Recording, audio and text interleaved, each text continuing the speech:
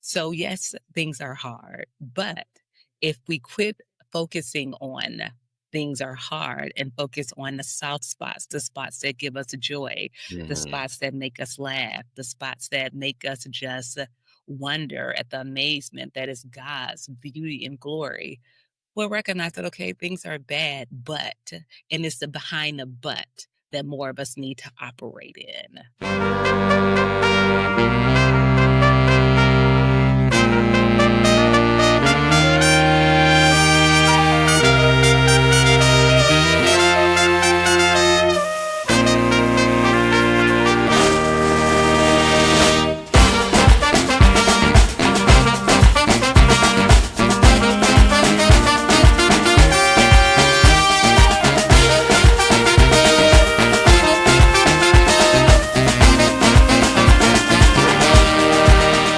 Welcome to the What's the Revolution Show, a show for men and the people who love them. We'll discuss how men can find and embrace the revolution within themselves, where people Mm. can find and embrace the revolution within themselves.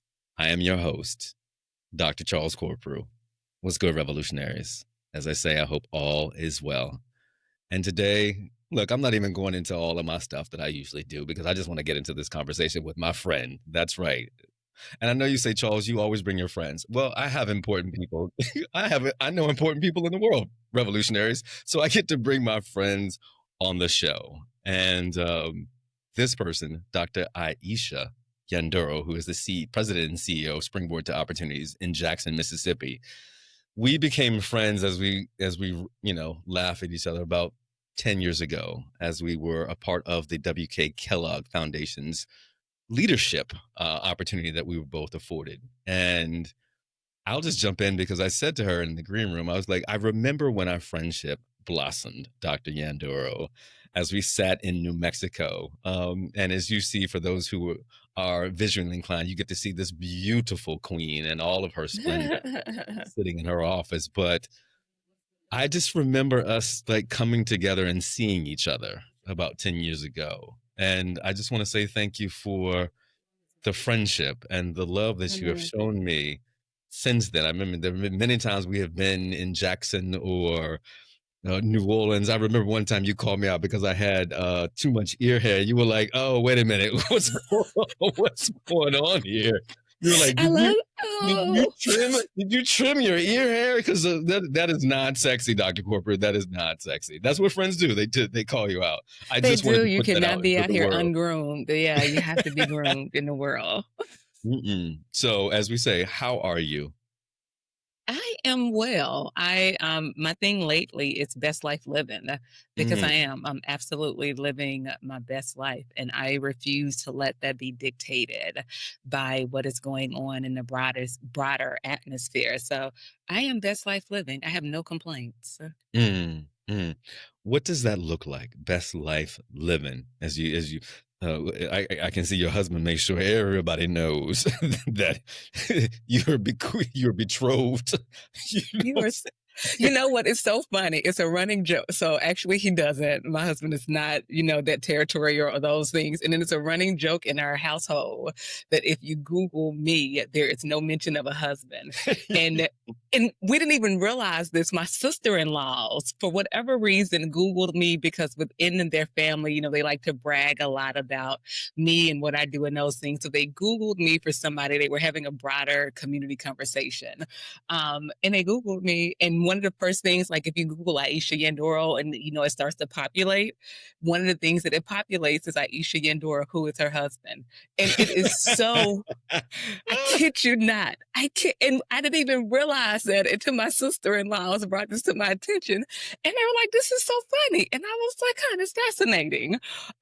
So yeah, so it is a running joke in our household that no one knows who my husband is. But yes, I am married, two kids. But best life living really has nothing to do with that, because my life is so much more than that. My life is so much more than my work. My life is so much more than my kids, my community. Best life living to me means that my joy is untouched by circumstances. mm, And that means that I truly recognize that troubles happen. Life is lifing. There is a lot happening within that we do not have control of Mhm. right now. But for me, it is what are the pieces that I can hold? What are the pieces that I do have control of? Who Mm. do I let dictate my joy? What do I let dictate my joy? And so I am best life living. I'm Yeah. good. I'm blessed. I do amazing work on purpose, which in and of itself in this day and age is beautiful. I have an amazing staff. We have amazing folks that we work with. My boys are thriving. I'm good. Yeah. That's a that's a beautiful thing to hear. Like, I'm good. Because Yeah. we're living in chaos. Yeah. We are living in chaos. We are living in, I don't want to say predetermined chaos, but with like determined chaos. Yeah. Like those in power want to ensure that there is chaos all around us, and then we're often led to think like, what's underneath that? Go ahead. Yeah. No, and all of that's intentional. So the Yeah, chaos all exactly. around us simultaneously, all of that is intentional. All of that is to have us beat down, ill trodden, head bowed, defeatist mentality. Because when you are operating from that mode, you Mhm. can't operate in strength.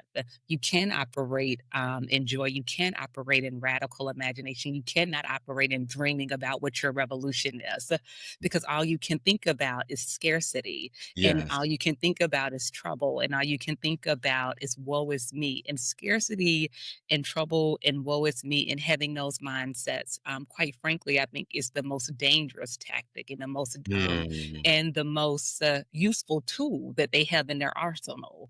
So yes, things are hard, but if we quit focusing on things are hard and focus on the soft spots, the spots that give us joy, the Mhm. spots that make us laugh, the spots that make us just wonder at the amazement that is God's beauty and glory.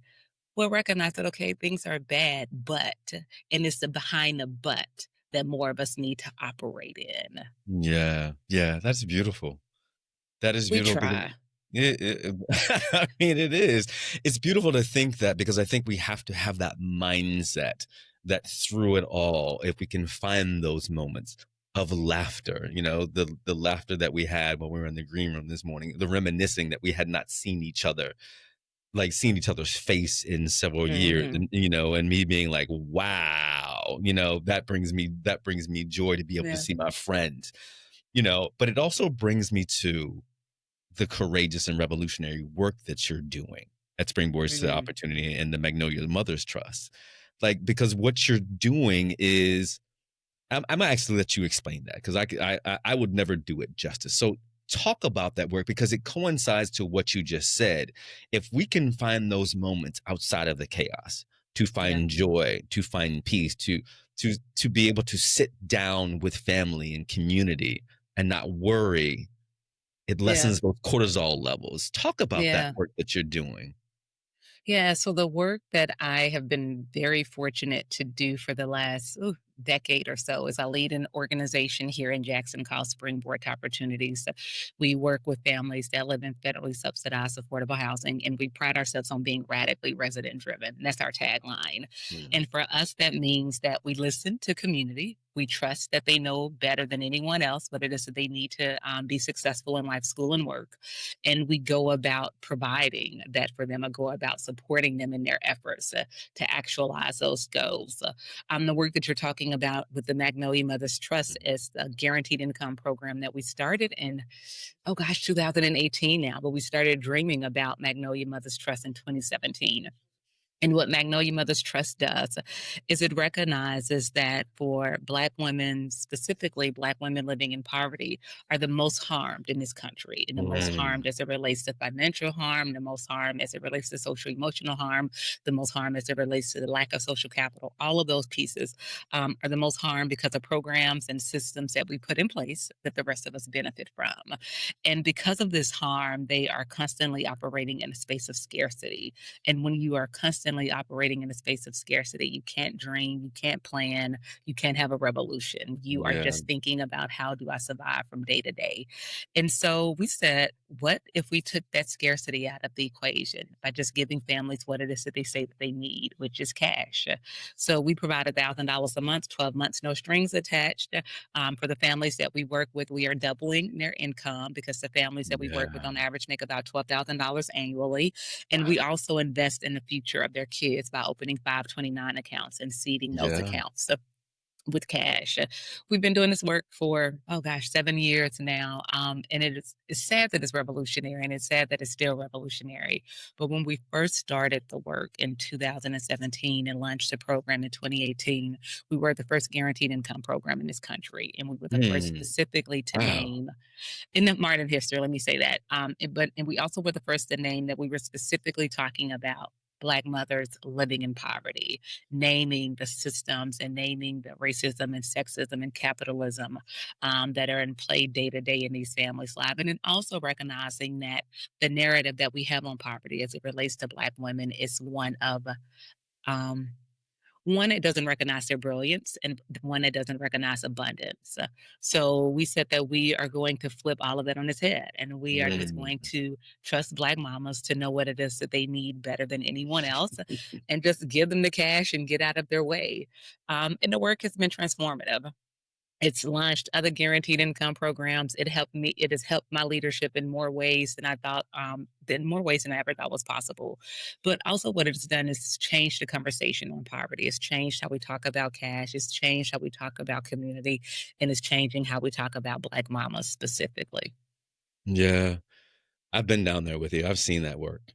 Thank And, you. I remember as you were talking, coming down and spending some time with your mother's sons.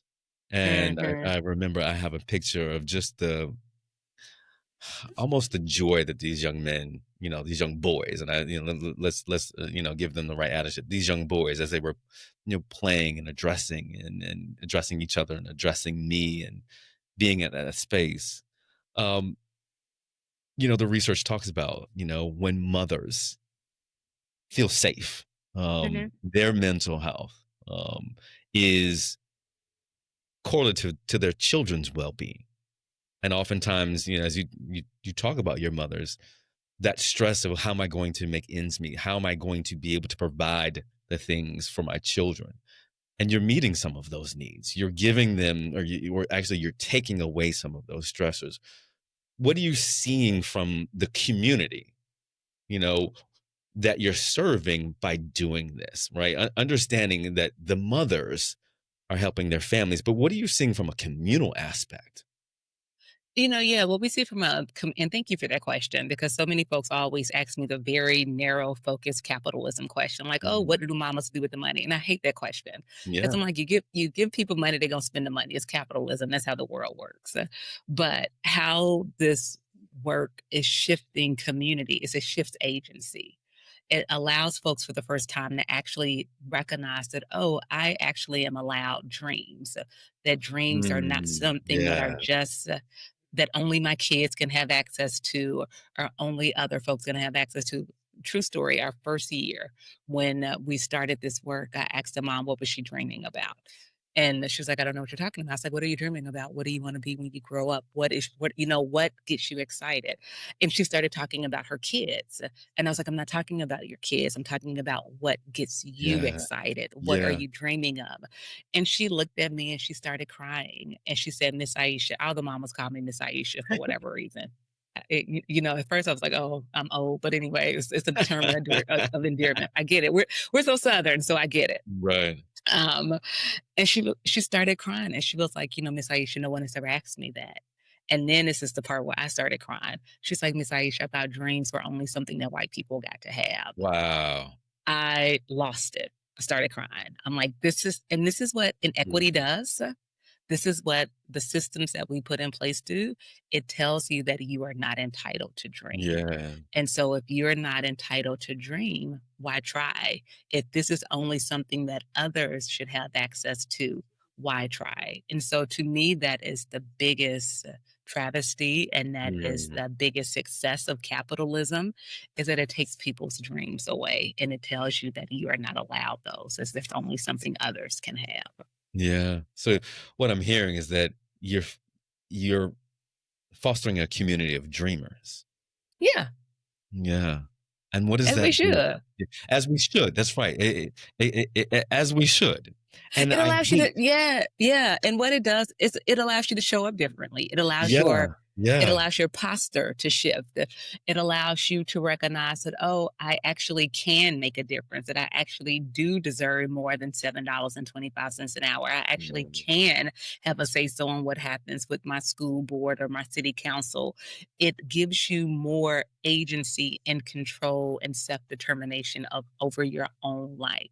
And to me, that's the success of our work, that we are saying to people that I see you, I trust you, go forth and live your best lives. And we are just, it's $1,000. If you're looking in the overall scheme of life, $1,000 for most of us, it's not a life changing amount of money. But if you are making $12,000 an hour or $12,000 annually, it's a life altering amount of money. It's It like is. winning the It is. lottery. And Yes. so you don't have to think about how your bills get paid. Okay. I don't have to think about how my light bill is getting paid. I can actually Mm. say, I don't want to work until 9 o'clock. I need to go to my child's PTA meeting.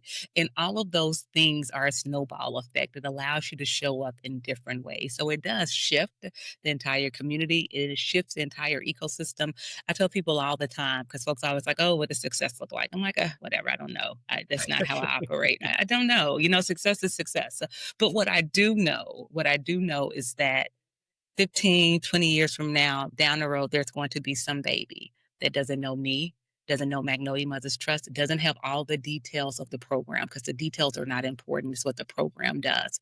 And she is going to be given her valedictorian speech. And she is going to talk about the year that Yeah. her mama got some money from somewhere and how that changed their Yeah. family's life. Yeah. That is what this work does. That is how Mm. agency shows up in community. It shifts the conversation. Revolutionaries, if you've never heard a vision statement come out so plainly and so clearly, right? That is what, like, if you are a nonprofit leader, if you're a leader of an organization, you just got a master class on what it looks like to, like, pronounce your vision out to the world. Like, that Mm. was, yeah, I'm not like, I don't even know. I don't want to blow up your head there, Dr. Yandoro, but that was a, that, Sweetie, let's be very clear. You can't. she was like, you can't blow up my head. Like, literally, that is what you want. Like, you want to be able to say down the road that because of what we do now, someone's life is affected down the road. Can you imagine that? That is a dream. That, wow. Let me play on that. But That to is a me, dream. but isn't that what we all should be doing? If That I is am only exactly. thinking about my work and what my hands can touch, I'm not dreaming big enough. And to Oof. me, if I am not dreaming big enough, especially in this moment, I need to step aside because I am not deserving of this seat. I am very clear that the seeds that I am planting are bearing fruit that I will not sit under. And I am okay with that. I Yeah. am talking about how we disrupt. I am talking about how we end, not just disrupt. I am talking about how we end generational poverty. I am talking about how Mm. we end this deservedness narrative that has entrenched our country for centuries. I am very clear. My ego is not so big that I believe by myself I can accomplish all of that. But what Yeah. I do understand is that it is my responsibility to plant the seed, to water the seed, to hold the roots, and to trust that those around me are also holding their roots. And that Mm. 100 years from now, our descendants will sit under those trees and will bear the fruit and the successes of all that our labor entailed. Mm. So we have to have a community of dreamers that have a vision just as big as yours. Oh my God, yes, which is how I met you.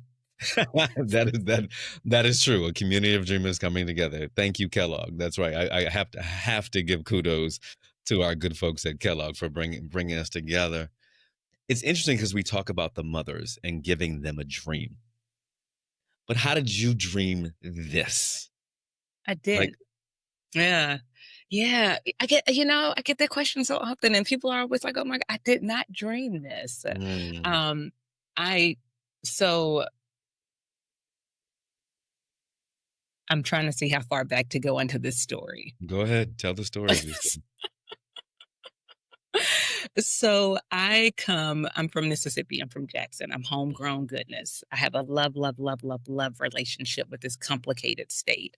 Um, and I grew up knowing that change and that societal change would be found in the heart of community. Mhm. I am a granddaughter of the civil rights movement. My maternal grandmother was a veteran of the civil rights movement, Dr. Elsie Dorsey. So I really did have the beautiful, fortunate reality of having every day be a history lesson. Mhm. And not just a history lesson, but also a blueprint for what it looks like when we really center the needs of community. So, how do you hold community in one hand and policy in the other? Because that's what my grandmother believed. She's like, okay, there's Yeah. one thing to march and we have to boycott and we have to advocate at that level, but we also have to understand systems so that we can move policy because that's how we move the world. And so I always knew that I wanted to work in community. I always knew that I wanted to lead a nonprofit organization. I remember my first year at graduate school um, at Michigan State. It was six of us in my cohort. So, it's when you small cohorts with a Yeah. master's PhD program. I had a small cohort. It was six of us. All of my colleagues wanted to go the research route. You're Mhm. in this master's PhD program. Everybody wanted to go work for a research one institution, the whole tenure track, all of those pieces. And when it came to me, my professor was like, well, what's the goal? And I was like, the goal is to run a nonprofit. This woman said to me, well, she's problematic. She said to me, "You're wasting your time." And I was like, "What do you mean I'm wasting my time?" She was like, "You don't need a PhD to go run a nonprofit. Just go run a nonprofit." And I thought that was a very dangerous thing for a white woman Mm. to tell a black woman, a girl. I was 21. I was not, I was very young and impressionable and all of those things. And I'm so grateful that so many other people had poured into me because if I had listened to her, I probably would have thought, oh, yes, I Yeah. don't need this. Let me go home. But I said to her, I said, in order to run it the way that I plan on running it, I actually do need a doctorate. And so I always knew that I would be working in community and doing those things. But Magnolia Mothers Trust wasn't my dream. And I say that because it was the dreams of community. And Mm. I just understand community well enough to know that when you are blessed to be in community, you listen to community. Yes, yeah. The Magnolia Mothers Trust came about one Friday night. I was at one of our property. So I finished graduate school, the whole thing, started Springboard, the whole thing. About 5 years into Springboard operating, I was in one of our communities on a Friday night, and I ran into one of our moms, and we just was really shooting a breeze, Mhm. having a conversation. And this was a mom that I knew very well, a mom named Val, who I had known for the 5 years, and she had worked with the organization for over 5 years. And I simply said to her, "I said, what you doing this weekend? Getting a pizza, catching the movies with your boys? What's the plan?" And she said, Miss Aisha, because again, they all call me Miss Aisha. She said, Miss Aisha, I can afford something like a pizza. In that moment exactly. In that moment, I paused because I said, "I'm missing," and we just continued talking, Mhm. but the Yeah. conversation left me unsettled. And I went to my team and I said, "We are missing something within these communities that we are Mhm. working in, that the families that we serve," we say we're radically resident driven. If the families that we serve are telling us they cannot force something as inconsequential as Mhm. pizza in a movie, we have to figure it out. Yeah. And that's where Magnolia Mothers Trust came from. So from there, we went on a listening campaign because guess what? I am a researcher. She Yeah, knows yeah, how to do, yes, she custom knows how to discovery. do, hello, that's what I'm Yeah, saying. I know how to do participatory research. Hello, there you go. doctorate that I did not need. Yeah. So we went and we did some participatory research and we spent 6 months listening to the families that we work with and just sitting on couches, being in community. And this wasn't a far fetched idea for us. Our residents are used to us coming and having questions and talking to them about what we need to be doing. But this time, instead of having this entire buffet of questions, Mhm. we simply said, we know we're missing something. What is it? Mm. And all of the stories that we received were stories about how life could be a little easier with just a little more money. They weren't asking us to do anything different. They weren't saying we were not doing enough. It was just, I am really excited that my daughter made the cheer squad, but I am very stressed because I don't know how I'm going to pay for that. Yeah, yeah. And so it was those kind of stories. And so that's where Magnolia Mother's Trust came from. Mm. It's interesting as you think about one of the tenets of what's revolution is that, you revolutions don't go alone. Revolutionaries don't go alone. If you Like go along, it's not a revolution, it's an ego. we'll make sure to clip that one. Yeah, it's an ego. Right. It's an Right. ego. It's an ego. Exactly. And thinking about the revolution that you have created in Jackson, Mississippi, and for your mothers and building a community of dreamers, and I'm sure, I'm sure, I'm not even going to ask the question, but I'm sure there has been pushback. I'm sure people are saying, well, and I don't even want you to answer it because look, I don't even want to, but I want to acknowledge that folks have said, well, you're giving free money Hmm. to folks. And why should you do that? Well, you just got the answer, like what it does. Because many people can't fathom. Like at the end of the day, I can go out to Kava. I can go out to, the things that your mothers are thinking about are things that I don't think about. But what if they did not have to think about that? And like you're Yeah. giving them this revolution in thought and opportunity, in chance, in dreams, and all of those things, the things that some of us have, we want to give that opportunity to others. Yeah. So what I say to those folks who keep asking, like, well, why are you doing this? Well, okay, that's my thought. Because wouldn't you like, what would happen if somebody took away your dream? Yeah. What would you do then? And let me push back on that free money. And it's, oh my God, you're giving people free money. The reality is that we give people free money in this country all the time. Every day.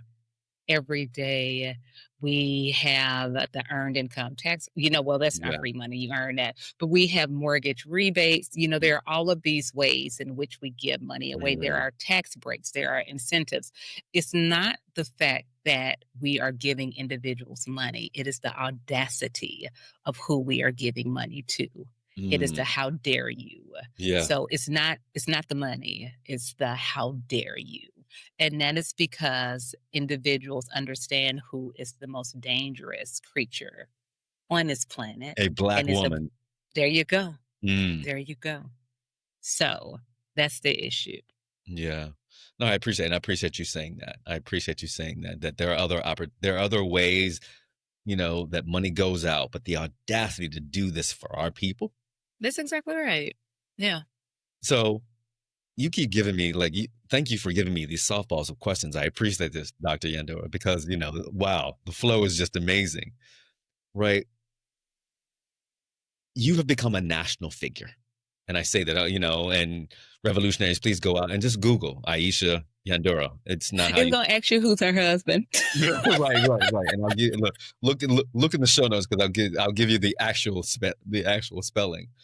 But you've had the audacity to become a national figure around this, and I Yeah. want to just dive down on that for a little while because you have become a conversation point, and I say you have Mm. become a conversation point. You know, you're writing, you're speaking. Please, revolutionaries, go. And it is not a TEDx talk, it is a TED talk. All right. Just want you to understand that it is a TED talk. So make sure you go out and see Dr. Yendora's TED talk. But you become a national figure. What has that been like for you to now take what's going on in Jackson, Mississippi out to the nation and you be the face of it? Hmm. Um, I've struggled with that, quite frankly. Mm, Yeah, because it's not. Oh, I'm trying to think how to answer this because yeah, I sh- because I don't want to seem ungrateful for the platform. And so this is how I say this. I am always very clear about the opportunities that I have. Am I taking the opportunity in service of community and in mm, service of the movement? Or am I taking the opportunity in service of my ego? There are Mm. some times where my ego needs to come out and play, and I am very clear. I am doing seriously. I have had to do a lot of work on this, and I am very clear. I am just doing this because this feels good, and I want Mm. this for Aisha. I want to be able to tell my grandkids about the time where their grandmama was at XYZ. I mean, seriously, how their Yeah. grandmama was somewhere with so and so having a good time. Um, so I'm very clear that there are some times where there are ego-centered opportunities that I take. But I have really tried to center my career in this leadership trajectory in service of the movement. And so I really, whenever I have an opportunity, I want it to be less about me and more about the women that we work with. And I want to make sure that we are changing the narrative on poverty by changing the narrator, which, like, when you look at our work, you see so many of the women also writing, so many of the women Yeah. also talking, so many of the women also showing up at, the state capitol and testifying and showing up at conferences where they're on panels and those pieces, because I do feel that with so much of this movement work, and I said this years ago, and I'll say it again here, when it really, I said it years ago, I was like, it's problematic that if we actually get a federal guaranteed income, that all of the individuals that are faces of the movement wouldn't qualify because of our tax bracket. So you Mm. have to, yeah. So I was like, we really need to do a better job of making sure that the movement looks like those who would benefit.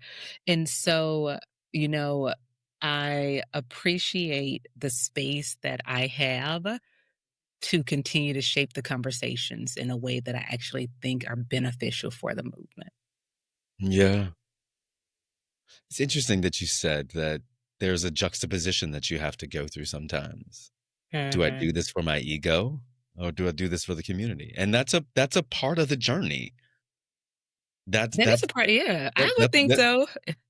yeah, it's a part of the journey, because when I think about my good friend Natalie Burke, who's the CEO of Common Health Action, and doesn't have a huge ego at all, but also knows that by being out in the world and actually sometimes showcasing who she is, it draws attention to the movement.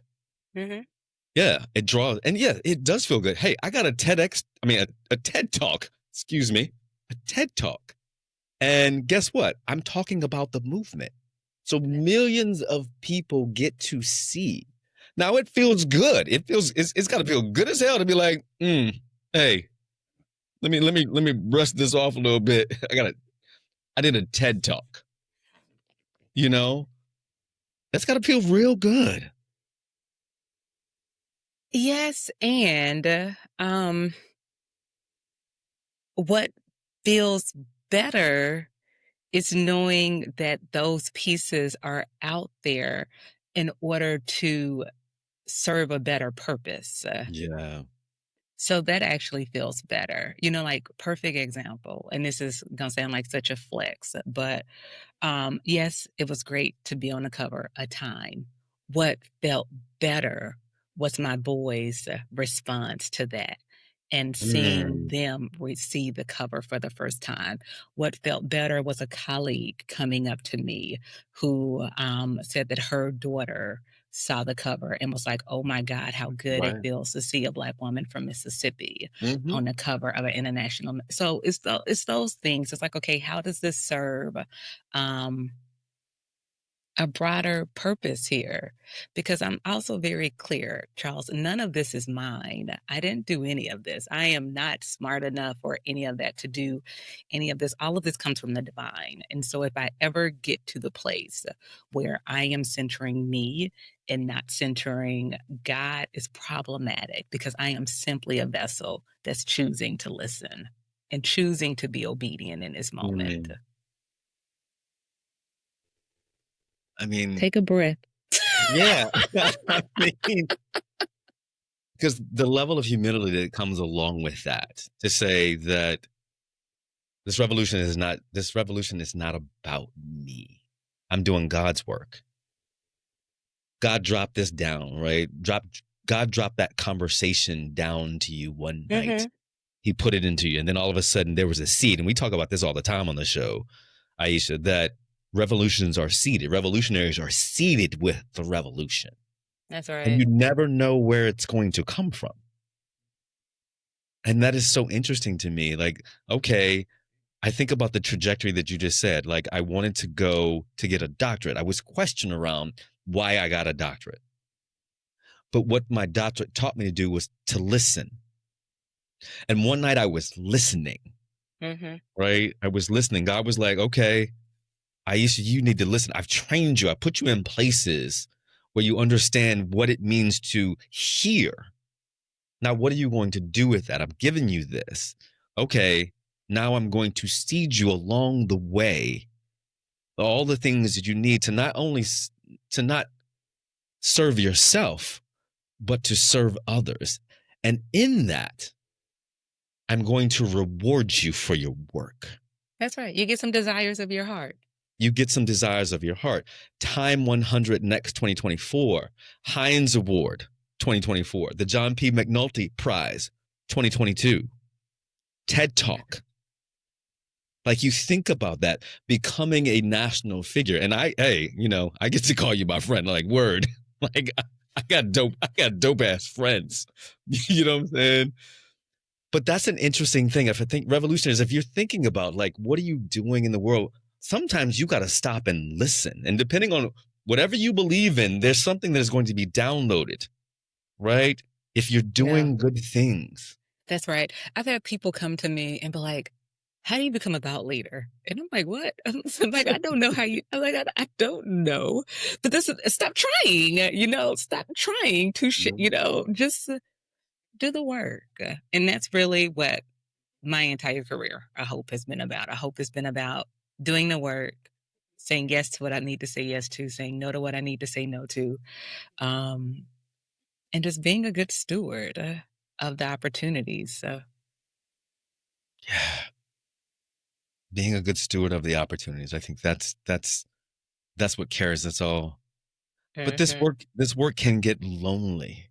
Leadership is sometimes lonely. At least it is for me. And I've had conversations with other folks as you ascend, as you move up and you ascend to these spaces. One, I'm going to ask you that: do you get lonely? And if you do, how do you overcome that loneliness? Um, I am very fortunate that I am a introvert extrovert. So let me Mm, say that. yeah. So I perform very well out in public. And so I do need my quiet time as well, just to pick it back up. I have been very fortunate to be in spaces where I am poured into by other Mm, leaders. okay. And I do believe that that is not the testimony of a lot of individuals. I truly believe that once you get to a certain space, that it is a little lonely, that people stop checking you, that they allow you to think that, oh my God, your poop don't stink. I don't have that. I got people who will pull my chain. I got people who will check me. I got people who will lift me up when I need to be lifted up. I got people who will bring me down when I need to be brought Yeah, down. yeah. So, I've been very fortunate about that, and I have tried very intentionally to make sure that I am that for others. I saw something on Instagram last week where it's like, if you want a village, you have to be a villager. And I was like, yes, that is it. Yeah, I yeah. have a really good village of folks who surround me and support me that are other Black and Brown female leaders. And shout out to Akaya Winward for that one. Man, we're reading each other's mind. So shout Yeah. out to I Akaya. yeah. Yeah, Akaya started as my executive coach like over 12 years ago, but now she is like my godmother, good friend, love her to Nice. pieces. Yeah. And she has done a great job of making sure that those of us out here in the world doing good work know each other and support each other and see each other.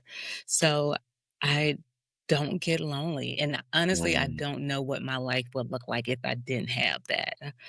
Because there have been moments where only folks within that network understand what it is that I'm talking about. yeah. So yeah. Yeah.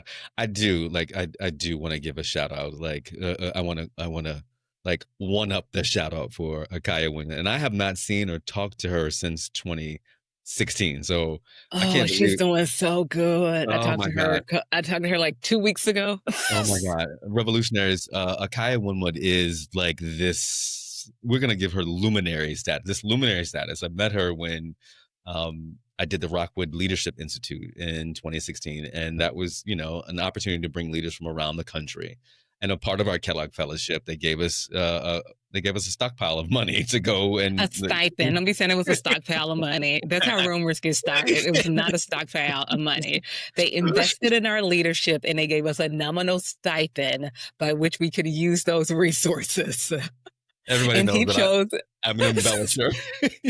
and then he chose to use some of his resources on Rockwood. That's correct. That's correct. And so did you. I did not. I didn't go through Rockwood. Really? No, Man, how did you meet her? I thought Rockwood was too granola-y. I'm like, no, I am not. Man, it was a little bit granola, but I Yes, loved all it. y'all came back, and I was like, oh, I'm not doing it. I met, but it was so funny. Oh, this is so funny. I talked to you about this. I knew who Akaya was because of all of you all who had Right. done Rockwood and came back like, Akaya and all the Kai things. Winwood. Exactly. Yeah. So I was at a meeting and you know how to give you the list of participants? I Yeah. saw Akaya's name and it was like a week-long meeting, like a retreat type meeting. And so I reached out to her ahead of time. It was like, we don't know each other, but a lot of my friends and colleagues have gone through Rockwood. We'll have an opportunity to have coffee while we're in the same space. And that's how I met Akaya. We had coffee at this meeting and it was such a I have never in my life cried to somebody I first met. All up in the coffee, just crying for no reason. She was like, girl, why are you crying? I was like, I have no idea why I'm crying. She bring it out. She made me cry. She made me cry all up in front of these people. I'm like, what are you doing? What are you doing? I was like, oh my God, I don't know. I don't know you. I don't know you. And I'm crying in front of all these people. Akaya, thank you. I said, it's all in the middle of the restaurant, just crying. So anyway, but yes. Oh God, that's funny. Yeah. So I'm gonna text her after this. Yeah. Akaya at that time was the president of the Rockwood Leadership Institute. She was. Yeah, she's since retired. Yeah. But she is an inspiration, and she is an inspirational leader and an iconic figure. Like I'm trying to give her all of the additives that I can give to her, like iconic, like the Oracle on the Matrix. Like exactly. That is exactly Akaya Winwood. And what she did for me at Rockwood was really literally open me up, literally rip open to see like all of my shit, from a leadership perspective, and then like pour into me for a week and then close it back up. And I have been and if I think about leadership, I think about at this, this stage of my life, we won't call it advanced or, whatever. You're old. Just name it. I'm not old. But, for an advanced leader, I would love to have that level of gravitas and respect and wisdom and knowledge to be able to disseminate it out to the world as well as she did. And that was 9 years ago. And I wonder, and here's the thing. Akaya was so strong in her belief in who she was that you could do nothing but revere and respect her. And that, the strength that she brought into the room every day, I was in awe because I had never met anybody like her. So Akaya, hopefully when you hear the show, we want to bring you on the show. So this is our solicitation and my outpouring of love for you to come on the show. Let's begin to land this, Dr. Nyandoro. As you think about what the future holds for you, what does that look like, for you? Oh gosh. I hope the future for me looks like continuing to do good work, continuing to be an advocate for cash-based policies, continuing to center the needs of community and the conversations that we have and the policies that we push for and the programs that we provide. The future holds for me continuing to be a good mama to these two little Yeah. black boys that Mm, I am tasked with raising, who are my heart's delight. And that's really it. Folks are always like, oh, what's the future of this? And I never can answer that because it's not, I do community based work and I am, yeah. truly rooted in community. So what our work looks like from year to year shifts drastically depending on what the community needs are. But that's what the future holds for me. It holds me continuing to listen and hold the needs of community in one hand and policy in the other, and Yeah. recognize that they both are necessary to create the future that we all benefit from. Yeah. It definitely is. And to be a mom to Tendai and Tendakai. That's You know, right. And my baby's, yeah, Tenekai is 14, living out his golf dreams. He wants that's to right. be a He's been playing golf for a minute now.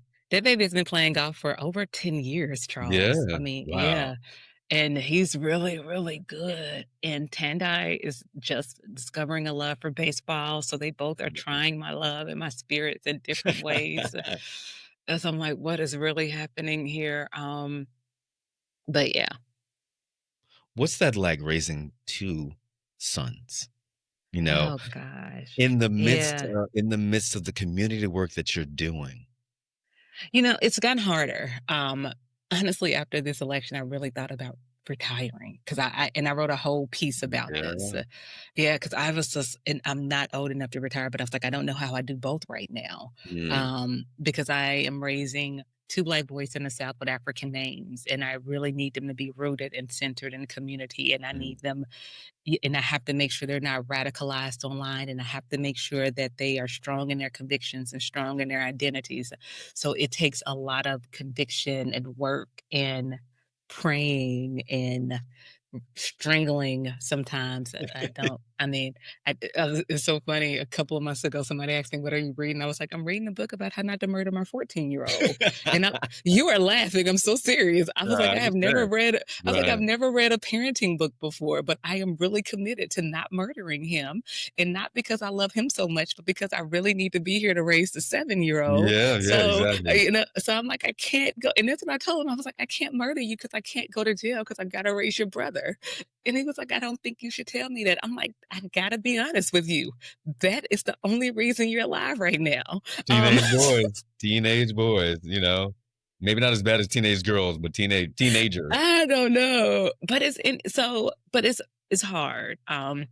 Because there is so much noise that we did not have to contend with. So much noise telling them who they are, so much noise telling them what they can be, so much that you have to contend with that you never even know. And so, yeah, so to answer that question, what that looks like up against my community work, I think they're proud. I don't think they get the magnitude of my work. Mm, It's so funny as I was with this is funny. You're gonna enjoy this. I was with Tandakai. I took him to a conference with me this summer because they had a youth trek at this conference. So I was able to do what I needed to do, and he was able to do this youth trek at this conference. And somebody we were talking, and the person was like, "Oh, I enjoyed your TED talk." And he looked at me. He was like, "People actually watch your TED talk." I was like, "Little boy." Child, please. I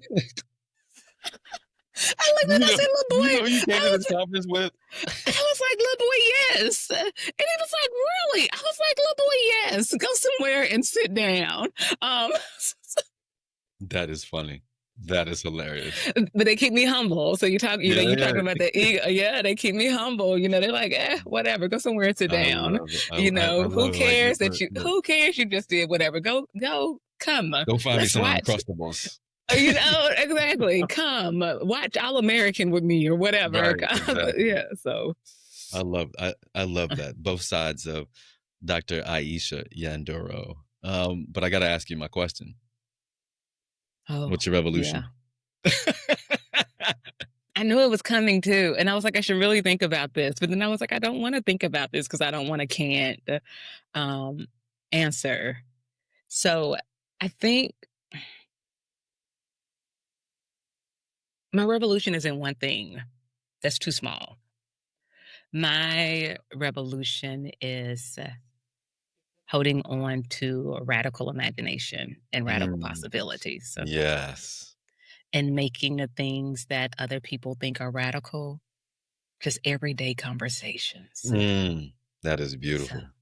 so that's my revolution. Mm, yes. And this is exactly why I waited 9 years to have this conversation. No, you like my son, not putting no respect on my name. Man, come like, on. like boy. Man, that was it. Look, that was beautiful. That was I can't even look, I can't even put some sugar on it, man. That was just beautiful. But as we say in the world, Aisha, everything happens at the right time. And Amen. this was the right time to have this conversation with you, CEO of Springboard to Opportunities, acclaimed thought leader, author, mother, Mm. wife, you know, visionary and revolutionary. That's who you are. And one last thing, my friend.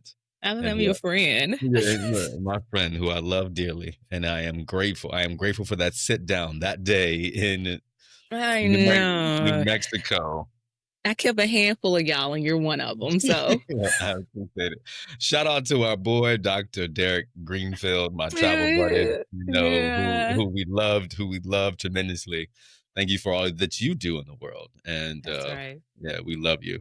And so I don't want to hold you up. I know that, you are busy being, you know, We all are. The world requires all of us to do our part right yes, it now. And does. if you are confused still about what your purpose is, my request is that you get busy figuring out, because if you Yeah. are alive and operating in this moment, your brilliance is needed. So let's get Mm, busy doing the work to be the revolution that we all need to survive. mm. And on that note, revolutionaries, I love you. I love you. I love you. We'll see you next time.